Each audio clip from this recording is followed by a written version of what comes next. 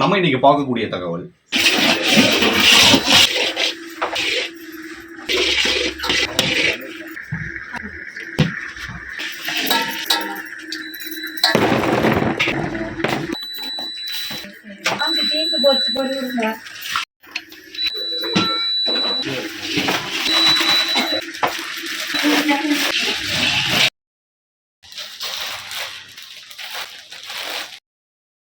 சிறு வயதுல எல்லாருமே இந்த பொரி உருண்டை எல்லாருமே ரசிச்சு சாப்பிட்டு இருப்பீங்க பள்ளி பருவத்தில். அந்த ஒரு பொரி உருண்டை இப்போ அதிகமா நம்ம பார்க்கறது ரொம்ப அபூர்வமா இருக்குது.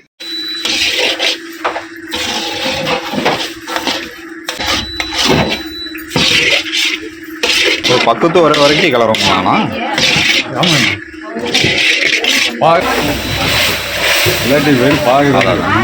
உள்ளன்போல் கையிலேயே செய்யறதா இல்லைங்களா? அவ்வளோ வேகமாக சுற்றிடுவீங்க சார்? இல்லாட்டி ரொம்ப அதிகமாக கிடைக்கிறதே இல்லை சார். இதெல்லாம் தயார் பண்ணுறது அந்த ஆள் இல்லைங்களா? எல்லாம் மிஷினில் தானே செஞ்சுருக்கோம். இது பார்த்தீங்கன்னா அவங்களுக்கு கையிலேயே தான் பண்ண முடியும். இந்த லட்டு பிடிக்கிற மிஷினில் பண்ணலாம், ஆனால் ரொம்ப விரும்பமாக மென்று சாப்பிட முடியாது. சரிங்க சார். இந்த பொரி உருண்டை குடிசை தொழிலா அரசால அங்கீகரிக்கப்பட்ட இந்த தொழில் நலிவடைஞ்சிட்டு இருக்கு. அதிகமா இந்த தொழிலை நம்ம பார்க்க முடியாது. இந்த தொழில் இப்போ ஒரு இடத்துல செஞ்சுட்டு இருக்காங்க. இந்த குடிசை தொழில் இந்த பொரி உருண்டை தொழில எப்படி பண்றாங்க அப்படிங்கறத பற்றி நம்ம இன்னைக்கு பார்த்து தெரிஞ்சுக்க போறோம். நம்ம சேனலுக்கு புதுசா வந்த பார்வையாளர் இருந்தீங்கன்னா சப்ஸ்கிரைப் பண்ண மறந்துடாதீங்க. பெல் பட்டனை கிளிக் பண்ணீங்க, அப்பதான் நம்ம போடக்கூடிய வீடியோ உடனுக்குடன் உங்களுக்கு வருங்க. வணக்கம்மா, நல்லா இருக்கீங்களா? உங்க பேருங்க? உங்க பொரி உருண்டை தயாரிக்கக்கூடிய இந்த தொழிலை எவ்வளவு ஆண்டுகளா நீங்க பண்ணிட்டு இருக்கீங்க? இது பரம்பரை தொழிலாவே நடந்துட்டு இருக்கு. பரம்பரை தொழில்னா எப்படிங்க? இது அந்த காலத்துல இருந்தே அவங்க அப்பா செஞ்சதுல இருந்தே பசங்க எடுத்து செஞ்சுட்டு இருக்காங்க. இது ரொம்ப வருஷமா நடந்துட்டு இருக்கு. இதுல எவ்வளவு வருமானம் நிற்கும்? இந்த வருமானம் இந்த சைடு வந்தாலும் ஒரு சைடு கொஞ்சம் கோயிலா இருக்கிறதுனால கையில எவ்வளோ போயிட்டு இருக்குது. ஏதோ வேலை நிப்பாட்டாம நாங்க மக்களுக்கு வேலை கொடுத்துட்டு இருக்கோம். இந்த பொரி உருண்டை இருக்கு, இப்ப ஒரு பேக்கெட் இருக்கு. இந்த பேக்கெட்ல இருக்கக்கூடிய இந்த பொரி உருண்டை தயாரிக்கிறதுக்கு நீங்க என்னென்ன மூலப்பொருட்கள் நீங்க பயன்படுத்துறீங்க?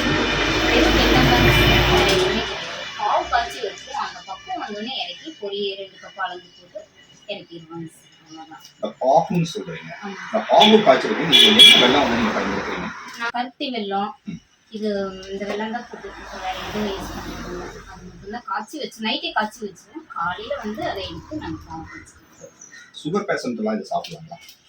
சில பேர் வாங்கி சாப்பிட்றாங்க சார், சில பேர் வாங்க. அவ்வளோப்பா இது ரொம்பவும் இனிப்பாவெல்லாம் நாங்கள் யூஸ் பண்ணுறதில்ல, ஓரளவுக்கு தான் பண்ணிட்டு இருக்கோம்.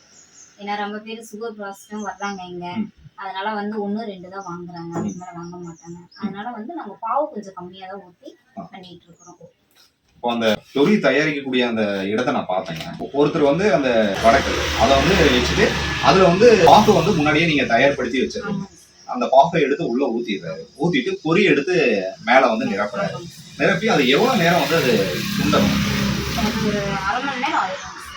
ஏன்னா தீ நம்ம போடுறது பொறுத்துதான் இருக்குது. அந்த பாவு தண்ணியாட்டம் இருக்கும். அந்த பாவு நல்லா காஞ்சு அதை வத்துனதுக்கு அப்புறம் தான் நாங்க சட்டி இறக்க முடியும். இறக்குனதுக்கு அப்புறம் அந்த சூடு ஆடுறதுக்குள்ளே நாங்க பொரி போட்டு கிண்டி ஆகணும். கிண்டி அங்க சூடு ஆடுறதுக்குள்ளே நம்ம கொட்டினா தான் அதை இல்லைன்னா முறுமுறுன்னு ஆயிடும், அது வேஸ்டா போயிடும். உருண்டை பிடிக்கிறதுக்குன்னு ஒரு சைஸ் இருக்கு. பெண்கள் அந்த உருண்டை பிடிக்கிறத நான் பார்த்தேன்.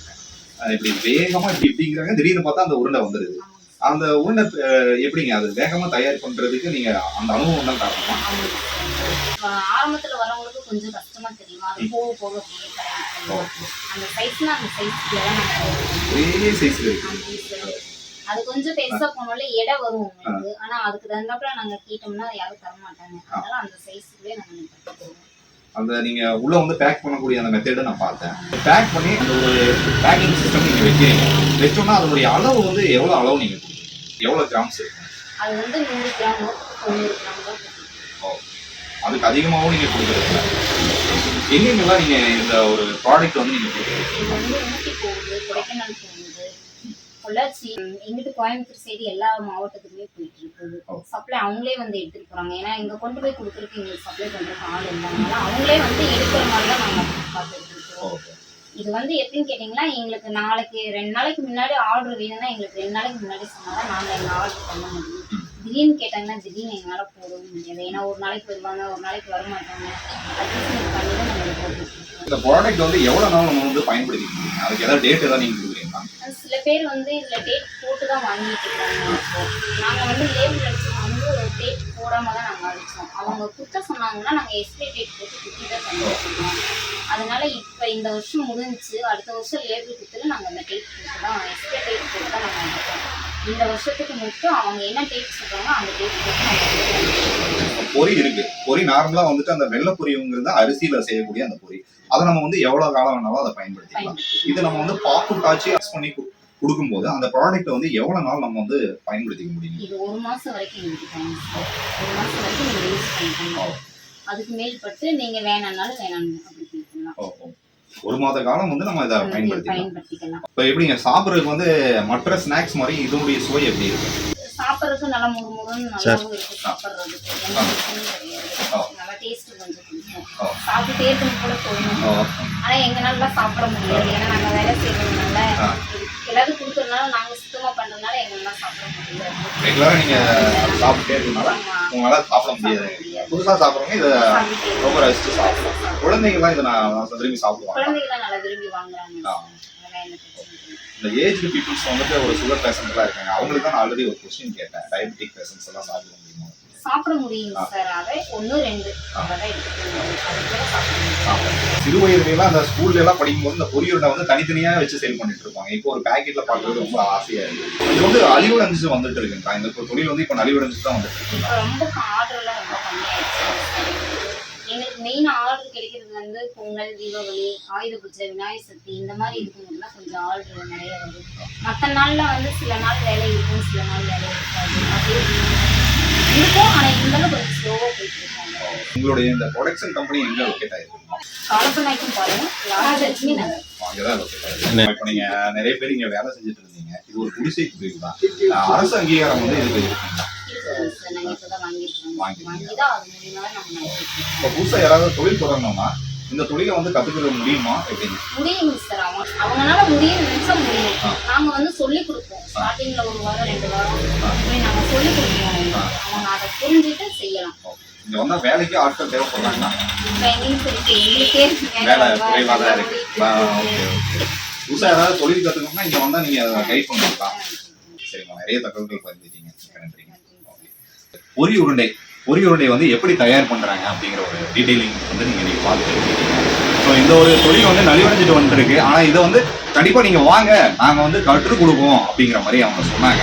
உங்களுக்கு ஏதாவது தேவைப்பட்டாலும் அவங்களுடைய கான்டாக்ட் நம்பர் வந்து அந்த டிஸ்கிரிப்ஷன்ல கொடுக்குறேன். தொடர்ந்து நம்ம சேனலை பார்க்க விரும்புனீங்கன்னா சப்ஸ்கிரைப் பண்ணீங்க, நோட்டிஃபிகேஷன் கிளிக் பண்ணுங்க. நம்ம இன்ஸ்டா பேஜ் உங்களுக்கு எல்லாருக்குமே தெரியும், Siva Arun TV Insta page. இதையும் நீங்க ஃபாலோ பண்ண தவறாதீங்க. YouTube channel Siva Arun TV YouTube channel. நான் இன்ஸ்டாலையும் போடுறேன், ஸோ அதே சமயம் யூடியூப்லையும் போடுறேன். ஸோ ரெண்டையும் தொடர்ந்து பாருங்க. பல அரிய தகவல்கள் நம்ம சேனல் வழியா இன்னும் எதிர்வரும் நாட்கள்ல வந்துட்டு இருக்கு. தொடர்ந்து நம்ம சேனலை பார்க்க விரும்புனா சப்ஸ்கிரைப் பண்ணிக்கங்க. டில் தென் பாய் ஃப்ரம் உங்கள் சிவா. நன்றி, வணக்கம்.